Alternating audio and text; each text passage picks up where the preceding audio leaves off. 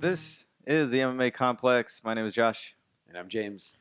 and it is July July 19th, 19th, 2017. Yeah. 2017. I don't even know because we're 10 days away from Jolly. That's the only Yeah. reason why I know. So That's the only I think reason why I know today's date. I know Comic Con's this week, so I'll be heading out to San Diego Oh, over this yeah. weekend. If anybody's over there, Say hi to say hi Josh. to me. I'll be over Yeah. there. I'll be around. You That's lucky the dog. only reason I know, because I gotta gear up for that. It's a lot of money I'm gonna drop this week. Oh, Jesus. But it's been a couple of weeks, man. Right? Yeah. Like, it was the holiday weekend or holiday week, and then Yeah.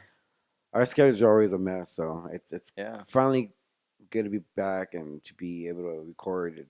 There's a lot of stuff happening Yeah. in our absence, so we Yes. try to cover up. A lot of stuff. I mean, we were. I don't know if we picked the worst time to like not do a podcast. Yeah, It's like there's so much going on. Yeah. But it's glad to be back. I know we scheduling and just we needed some time off. I've been injured Oh, that's the right. past couple of weeks. And it's not an angle; it's legit. No, yeah, I got some knee injuries that I've been nursing, so that's put me out for a couple of weeks. Um, and then that's it, man. Just been waiting to get back into it. Just sitting on the sidelines, watching all the Mayweather and McGregor stuff play out over the week. That was very entertaining. And we'll just probably talk about that first, right? Yeah, I it mean, was almost like, I mean, yeah, it that was was a almost, huge. That's the biggest news of the month. yeah.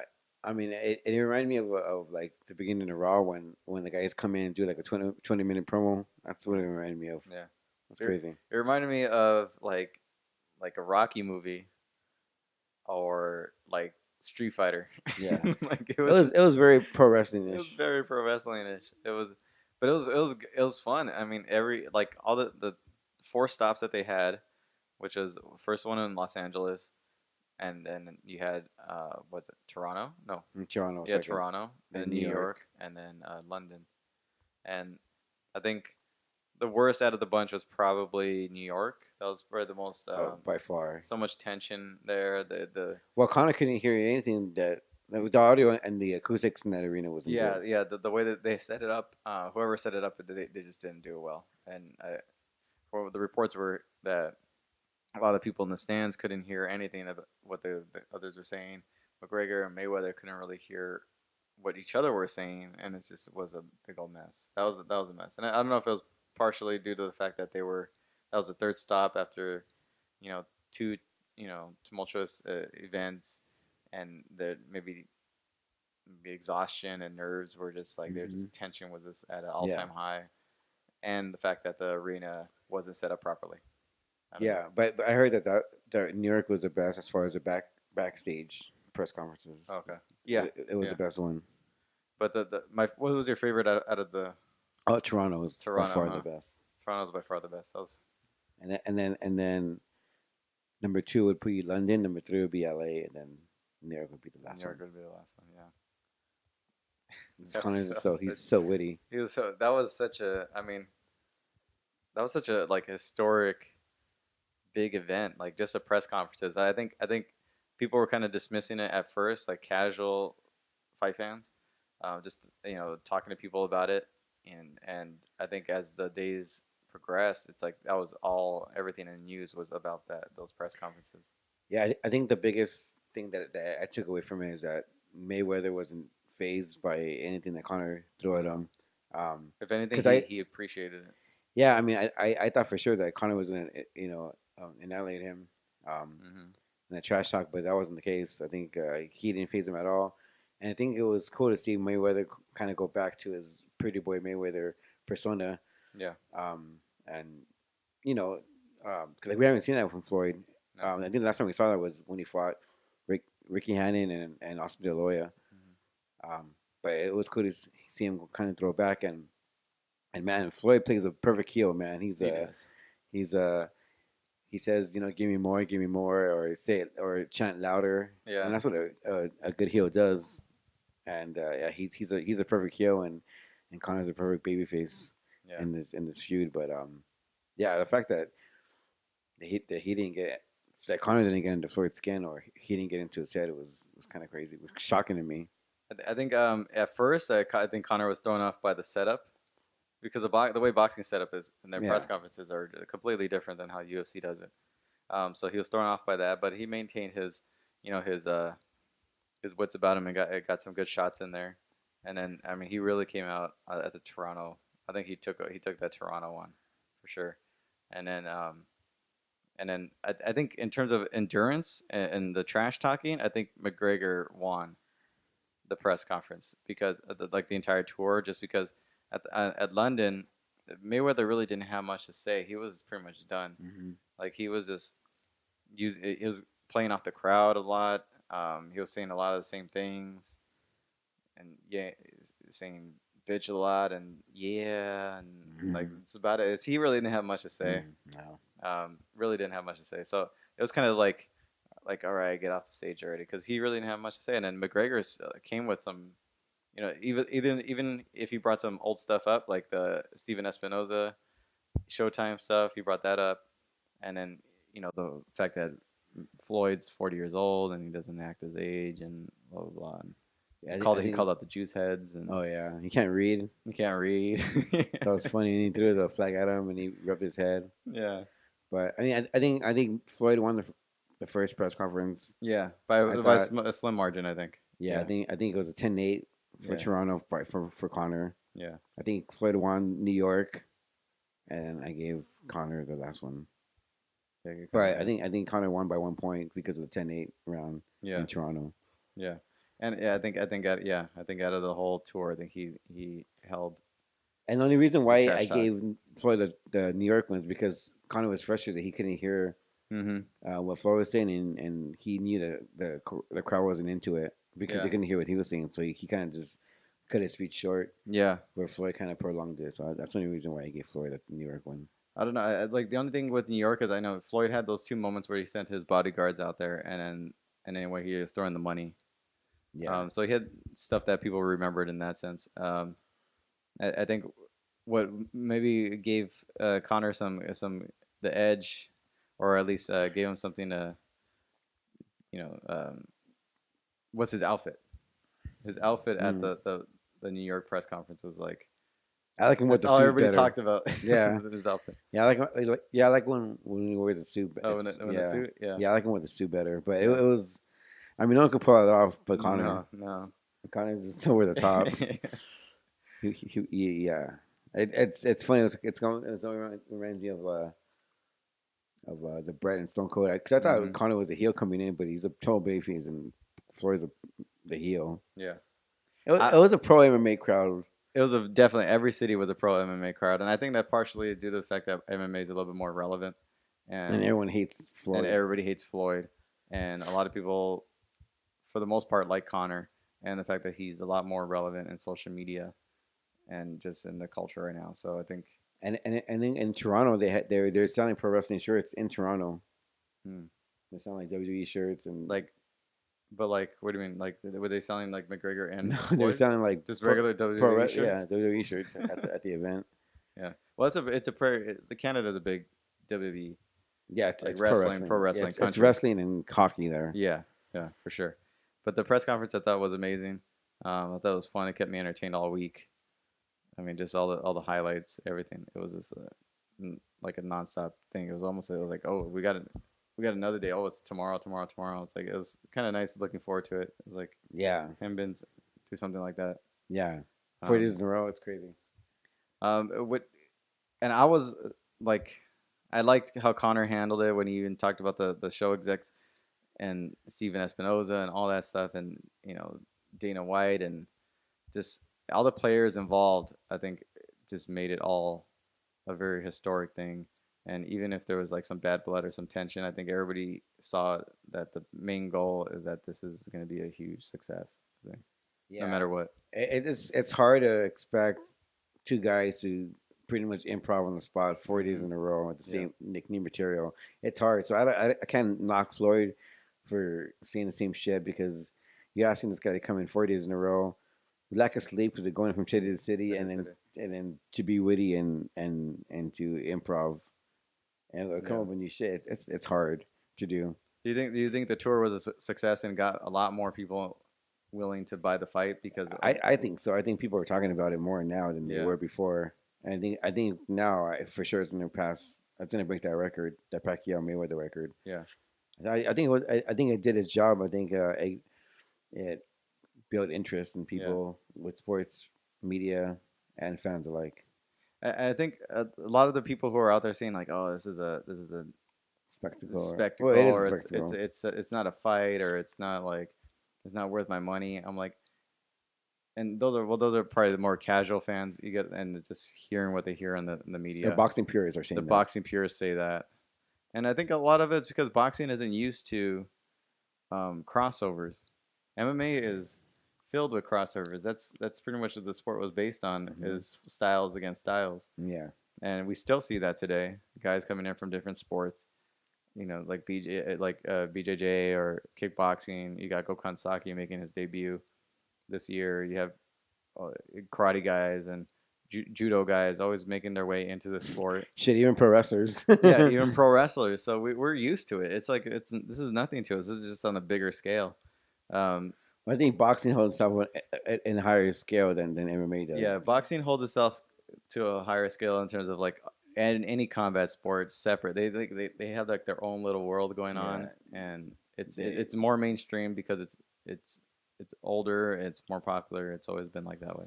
yeah. Um, but I mean, to me, it's like you hear them, and it's like to me, I enjoy it. I see it. Even though it's in a boxing setting and it's boxing rules, it's still a crossover fight. It's still almost like a mixed martial arts fight where style is against styles, and it's got that whole element to it. And I think people like in the boxing world and casual fans that are not used to combat sports are just not used to crossovers, and it's like nothing to me Yeah. necessarily, but to them, it's like this disgrace. And it's like Yeah, you guys have been in they your feel bubble. because they feel You entitled. feel entitled, and it's like, oh, I don't watch any of these press conferences. Oh, I'm not paying money for this fight. Yeah, it's not a fight. Yeah, Yeah, they feel really entitled and they think they're snobby they're people. snobs. Yeah, I mean, we kind of always knew that about boxing purists or boxing fans. It's like they're snobs. They don't know, especially they're cat. closed-minded They're people. closed-minded people. That they don't understand. They even though they know that in a different setting, Mayweather get destroyed. Even by an amateur, Mayweather would get destroyed. Um, but this is in boxing rules, and it's like they hold it to a high regard. But if you look at the hierarchy of in terms of combat sports, it's like boxing would probably be on the same level as like maybe what like other single discipline sports, Hmm. and then you go probably kickboxing and probably kickboxing. I'll probably hold that a step above just because that incorporates boxing and different forms of kicking and striking, Hmm. and then MMA will probably be above that, Right. and that's the most complete form of fighting right there. So I think, yeah, to all the boxing purists, yeah, I think it's just they're not used to it. This is something new to them, and you hear it in their voices like we don't. This is Yeah. normal. This is So I'm glad that Connor said, like you're lucky that there isn't any we, elbows or no yeah, punches or knees, because if there was, this wouldn't be a fight. So yeah. you're lucky that it's a limited form of fighting. And he came out early in the first press conference saying that he's like, Yeah, this is a limited form of fighting. yeah. This is like he already knows that I can't. I'm limited. I can't. I'm used to the world of bouncing shin bones off of Yeah, heads, and and he said that he's not 49-0 because he's never been in a real fight. yeah, He's 0-0 like Connor yeah, in a real in actual fighting, yeah, which is good because it made people see that, hey, this is a guys that's going in there with just limited yeah. punching. That's it. So And I think a lot of people know that. I think we got to a point where people give MMA the respect and MMA fighters the respect, knowing that if Mayweather were to ever go into that world, into where it's like a no, like all not no rules, but the MMA setting, he would get annihilated. well, people that think that also say that's just human cockfighting. Yeah, So and they they, don't. they think that's barbaric. That it's not a fight. It's just But anything they goes. just know. They There's know. some people there that actually think that there's still no rules in There's still no MMA. rules. Yeah, I've talked to people like that. It's really yeah, frustrating. yeah. And then a lot of those people they don't even know what they're talking about in the first place, even when it comes to boxing. So, but I think this tour made even casual people to combat sports are interested in buying Yeah. this fight. I think it's gonna be huge. Um, another thing that came up during the whole press conferences was the whole race Mm, situation. it's stupid. I think it's the It's dumbest not thing ever. necessary at all. Yeah. And then you have people like wanting to, oh, you should boycott this fight. There's racist people, like misogynist people. And it's you got two guys that are gonna go in there and punch each other and are set up in a way that they need to, you know, demean the other. They need to diminish the other person in a public setting. And Yeah, I mean, at the end of the day, both guys have this is respect for it. each other, and it's not. I mean, This is athletes. This is two men. This is two testosterone filled. not just that, but I mean, the rivalry is kind of fake. Like they don't hate Yeah, each other. they don't It's really hit each other. pro wrestling. They're cutting promos on each other. Yeah, But backstage, they're hugging each other and saying we're gonna make a lot of money together.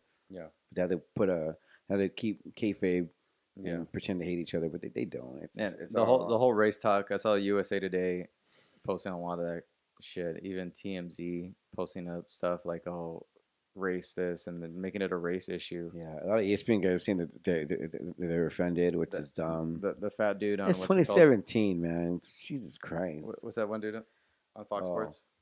the heavy set black guy. Yeah, Um, I forget his name. yeah, me too. Who cares? He's the worst. Yeah, He's the one that brought this whole He thing. is the worst, man. I can't stand that guy. I don't even really. I Yeah, always forget his name. He's so irrelevant. irrelevant, unimportant. Yeah, because with him, it's never like we're talking about sports and talking about, and it's always the black man He versus the always rest of the turns it world. into like a Yeah, race issue. It's like, it's like the black man versus the world. yeah, and Like, and come on, bro, stop. and the whole dance for me, boy stuff. It's like Mayweather was dancing in front of him, and I took it more as him being more like a almost like demeaning him, like almost like a I don't know, almost like a stripper, not necessarily, not Like, necessarily hey, like, oh, like, bitch. Yeah. yeah, hey bitch, like dance for me, you know what I mean? Do what I want you to do. But when he said boy, I can 100% believe that he wasn't thinking about No, any of that shit. He just no, said that's the first thing that came out of his mouth. yeah, His boy. and the people who write these articles are just clickbaiting off of the hype, and They want and traffic, they want traffic. and a lot of times they're just saying that just to They're so make sensitive too, headlines. and I'm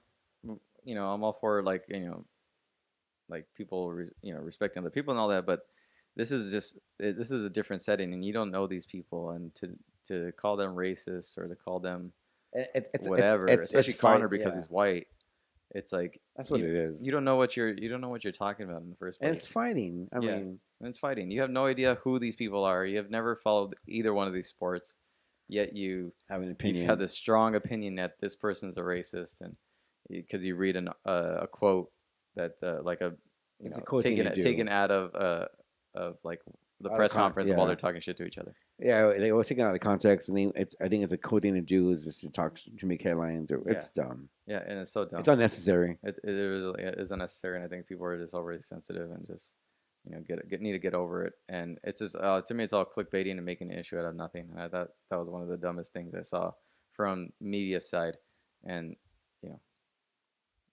about this whole thing. Yeah, Yeah, I that was totally agree. one of the dumbest things. And then you got this weekend. We had a couple of Bellator events, and then we had UFC Glasgow this weekend with Ponzinibbio defeating what's his name? No, Gunnar Nelson. yeah. Gunnar Nelson. Now over the weekend you had Bellator winning the ratings. Out of the biggest two events over the weekend, you had Bellator winning the ratings over UFC, and UFC didn't do that well in terms of their ratings for Glasgow fight, even though they had some notable names on there like Joanne Calderwood and Gunnar Nelson and a couple others. Um, do you think this is I mean, obviously you can't take these fights and compare them and say that they're Bellator is on the way up and UFC's on the way down, but especially with the signing of Musashi recently and how Bellator has been really holding its own in terms of the ratings and even on some weekends beating UFC. Do you think this is like almost a changing of the guard in a way? Are we on that path if Bellator keeps up what they're doing? I think it's like the Monday Night Wars with WCW and WWE.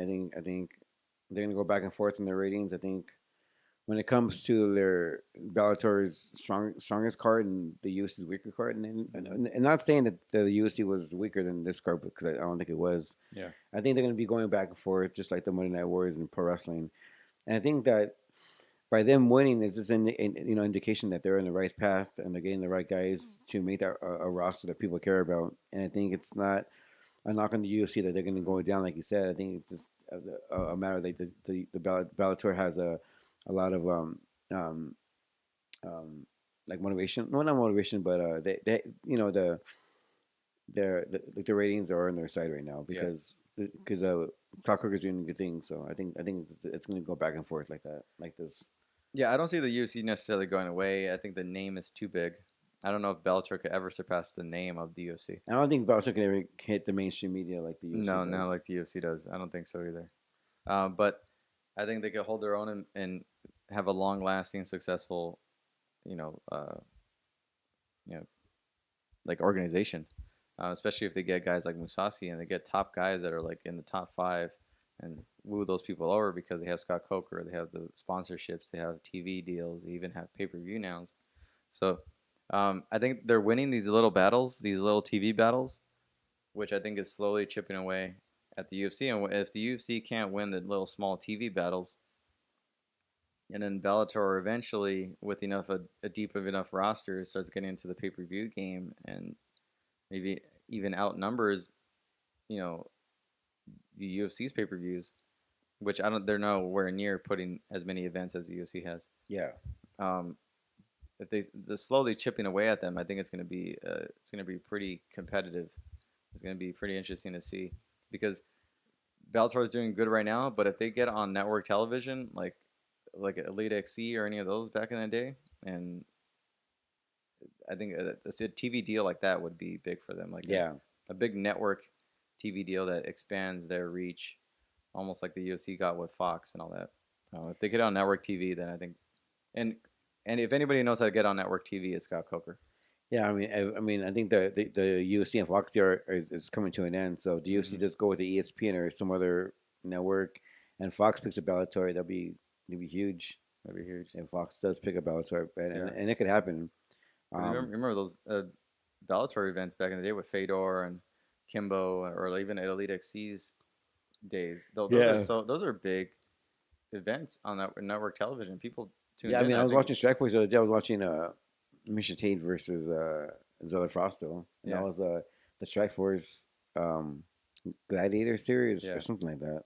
'Cause I remember when Strikeforce, we would when Rousey was in Strikeforce. I remember going and or even like any of the guys in Strikeforce before it folded up. It was they were Yeah. they drew us to go and watch them. Yeah, because we remember we went to a friend's house and we Yeah, watched Ronda versus Sarah Kaufman. yeah, I remember that. But even like yeah, Fedor. I remember Fedor against Brett Rogers. I remember that. Or the whole Grand Prix tournament. The Grand Prix tournament. That was huge. Yeah, that was huge. So I think eventually, I wouldn't even be surprised if they get to that level again and somehow get on network It's television. getting there. It's getting to that point, and I think the MMA fans win this whole thing because Yeah, I think when two companies are competitive, they produce good products. yeah, and I think seeing like how what happened this past weekend, and it's just an indication that if Bellator could keep up what they got, get the guys that they need, Yeah. and slowly chip away at the little TV battles that they have over the weekends, eventually they're gonna be at that place again where millions of people are gonna tune in on network television. They're gonna get names that are household names. That people are because they made household names out of certain people, and it's gonna be interesting. Yeah, for Yeah. sure. Um, and another thing that happened over the weekend too, just on the small side, I guess, no pun intended. You have Demetrius Johnson winning best fighter ever at the ESPYS, Yeah. and up against some notable people. You had yeah, like McGregor was on there. You had Andre Ward on there. You had a couple of the boxers. The rest of them were boxers. But this is the third time in a row that an MMA fighter has won Best Fighter. Yeah. Um, do you think? Do you think that's partially? I think it's partially part of the fact that MMA is just popular right now, and a lot of the fighters are popular, and it's a fan driven voting. Um, and I think people are recognizing the fact that MMA fighters are complete fighters. And do you think they should change the category and separate boxers No, and fighters? I think it's good that they mix the both two together so people can see that the MMA fighters are more talented than the boxers. Yeah, And you're right. I think it's because MMA is so popular right now and people, because they produce more exciting fights. I mean, you look at a boxing card, most people don't know who the undercard is. Where in MMA, they promote their fighters. People know, the MMA people know how to tell stories mm-hmm. as far as the characters. So people are invested in their characters and they buy it because of that. So I think it's Yeah, because of that reason. And also, I'm glad that DJ won because he's a fighter that most people don't give him the respect because of his weight class and because he's a small guy. yeah, But and he's not very controversial at all. no, he's not a mouthpiece. Yeah, He's not one to talk trash. So it's good that he got that recognition and that the outside media can see this guy and he's on the brink of breaking Anderson's longtime record for most title defenses. yeah. So I think that's a story to be told in itself, and I think that maybe generate more interest in his next fight. Yeah, I think a lot of people, at least in the MMA world, view Demetrius Johnson as one of the top pound for pound fighters in the world and most complete fighters in the world. And I mean, it doesn't get much better than Demetrius Johnson. No, Um, and I think a lot of people in the MMA world recognize that, whether they're fans of his, whether I think they still, at this point, show him enough respect that he's top of the food chain when it comes to pound for pound list. I think in the casual fans, I think I think UFC's kind of dropping the ball in terms of promoting him because he has so many qualities that you can promote. He's got a great personality. He speaks well. He's one of the best fighters in the world, if not the best fighter in the world in terms of complete overall game. He's got a lot of interests that they can use and they can promote him in, and the fact that he's just won an SB for best fighter in the world. It's like what more? This guy is giving yeah. you everything that you I think need. the SB and the fact that he's going to break a record that no one can that it took years to break or even get to that point, Yeah, he's about to break it. that Uh, too. His record. Yeah. yeah, but I think the UFC did try to promote him at one time with building a show around DJ with Ultimate Fighter, Mhm. saying that they're pretty much saying that no one could beat this guy, so they're gonna have to make a show around him to make a new contender. But that wasn't enough. But it Are was they on the gonna do? Ultimate Fighter. Nobody really cares about Yeah. that much about the Oh Ultimate yeah. Fighter. No, And you're right. people really kind of hated the whole concept because it was like, the fact that like the winner was gonna get the title shot. Yeah, And that was kind of dumb. it was Yeah, yeah. but no, you're But right. it was a tough test for him though. Yeah, yeah, it was. I think we haven't seen him in trouble like that in Yeah. quite some time. But yeah, I think DJ is the best fighter right now in that roster. Well, him and John Jones. Him and John Jones. Yeah, but it's yeah, you're right. Dana White can do a better job of promoting him and saying to the casual fans that this guy is a SP winner for best fighter in the world, and he's on the brink of breaking. I think Yeah. the whole breaking the record story should be told more. Yeah. That I think he should get his Xbox sponsorship deal back. At least that. At least one. It's a major one. Yeah, Um, that whole video game market's his. He can do that. He got his big fan base for that. Rampage is capitalizing on that. yeah, Um, yeah, I think it's time for the UFC to get behind Demetrius and push him, make him mainstream. I think he's giving them all the ingredients that they need yeah, for to do sure. it. But I think this is him winning the ESPYS. I think was a big thing for him, and the fact that an MMA fighter. I remember boxers have taken that title for so long, and then now you have years in a row MMA fighters, and It's the evolution of it's the contact evolution of combat sports. Yeah, the changing of the times for sure. This weekend you have UFC on Fox 25. It's Weidman versus Gastelum. It's not really getting that much buzz. I don't know how it's going to do on the ratings. Um, this is a big fight for Chris Weidman. Huge fight for Chris Weidman. Big fight for Gastelum because it's going to put him in that top five um, ranking, and he's going to get one of the middleweights soon, maybe even a Rockhold fight or something like that. But this is a huge fight for Chris Weidman. Back up against the goal. He's 3 down. What do you think? Do you think this is do or die for him? I think it's Zero Die. I don't see him getting cut if he loses, but I mean, where does he go from here? He has to be Yeah. in the top 15.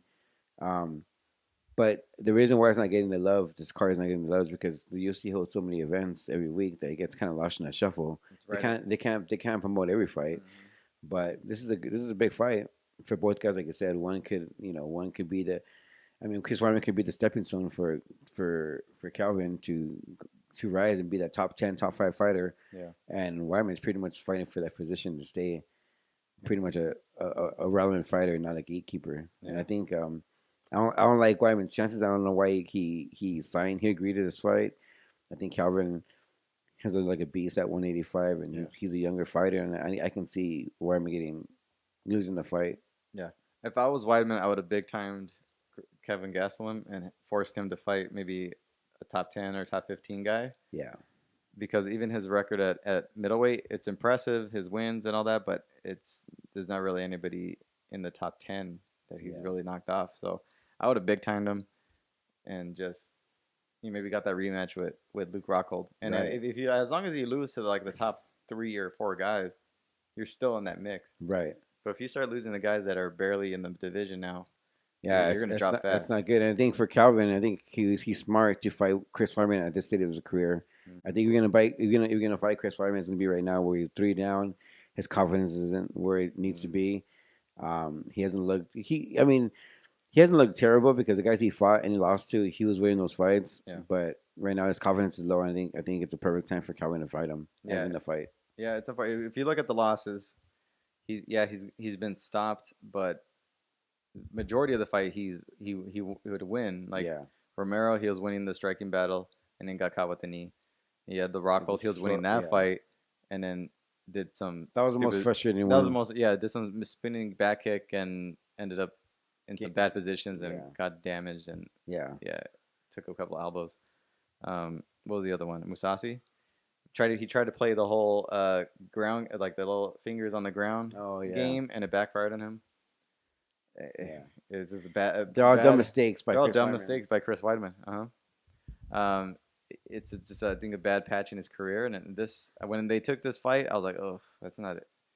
You can't fight a guy like Kelvin Gastelum coming No. off of 3 losses. I mean, do you want another one? That's too big of a risk, Yeah, and you got to hold your spot. I don't. I saw a little bit of the road to the octagon, and little by little, it's been promoting more of Chris Weidman, the family man, and not Chris Weidman, the fighter. the fighter. And I always think that's a bad sign. I don't know. Oh yeah, when When- telling the story of he rather be with his kids now in the training room. Yeah, you're putting all your emotion into like portraying that, your kids and the family and It works the anywhere life. else, but it doesn't work in combat fights. And you got Kelvin Gastelum, his story, and the road to octagon is just all about training. Hmm. It's all about training and wanting to be the top and fighting for the title. I mean, And you got Chris Weidman just talking about being a family man, yeah, and he's distracted obviously, and he's in a desperate position to win, and all the pressure's on Weidman, mm-hmm. and It's the same thing that Rousey said against Sarah McMahon. She's like, I'm willing to die, to maintain my title, whereas she's got people she's got to think about, and she's the mother. I mean, they're promoting Sarah McMahon as a mother for a while, and that's all they talked about. And I think we asked her when we interviewed her last, like, do you get frustrated that they keep just referring to you as a mom and not the fighter? Yeah, And all that. And Chris Weidman's slowly becoming that, where it's like it's all about the family the and dad, yeah, the dad, Chris Weidman, not the fighter.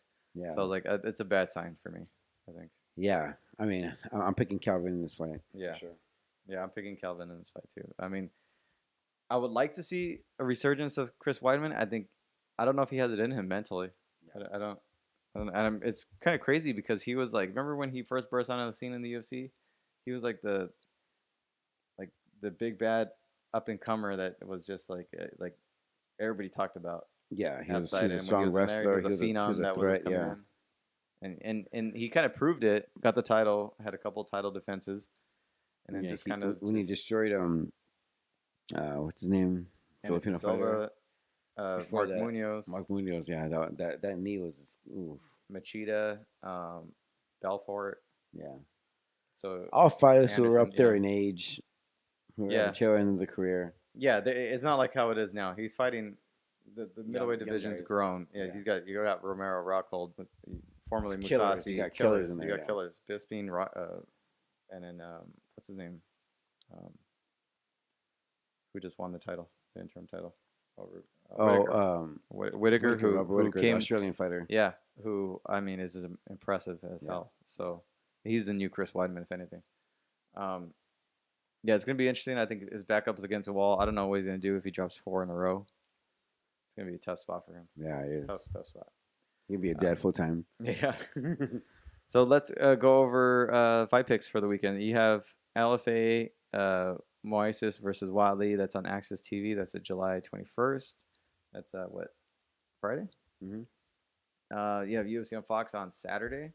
You have Victory FC on Fight Pass also on Saturday. And that's pretty much it for the weekend. But let's go over that UFC on Fox card. We already talked about the main event. We're both kind of siding with Kelvin Gastelum to take this one. You had Thomas Almeida versus Jimmy Rivera, which is a great fight right there. Kicking off the main card. What do you think?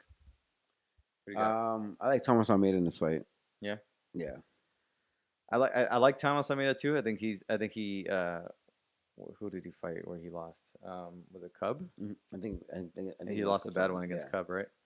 Oh no, No, against it was a Cub. It was Cody Garbrandt. Oh Yeah. yeah. Because he was on a roll Yeah. before that. Yeah, he's a heavy-handed striker too as well. And but- yeah, and you got striker against striker, but Cody has the power, and it just backfired on Thomas. So I like Thomas Almeida, but I like Jimmy Rivera. I think he's a little tank. He had that big win over Faber, pretty much got him into. Yeah. So I'm gonna go with Jimmy Rivera on this one. I think he'll probably. I think this is a good contender matchup right here. Yeah, Patrick Cummings versus Gian Vellante. Although Cummings has, I'm not picking Patrick Cummings, even though like he's Yeah. Did you see that Road to the Octagon special? No, I Did you see that? haven't. They were selling Patrick Cummings and Gian Vellante hard. Yeah, I mean, like you the kinda way have to. the way they were selling them on this card. I mean, I got through half of it. Most of it I haven't seen a Road to Octagon like in years. I Yeah. stopped watching those things. like they're okay. They're not that bad. Like when they're entertaining fighters and they're people I haven't seen in a while and they're really contenders. But this whole card was like a tough sell. Like, Yeah, they had Thomas Almeida and Rivera, which I thought they should focus on more. Bermudez and Elkins, I thought should have focused on in the main card.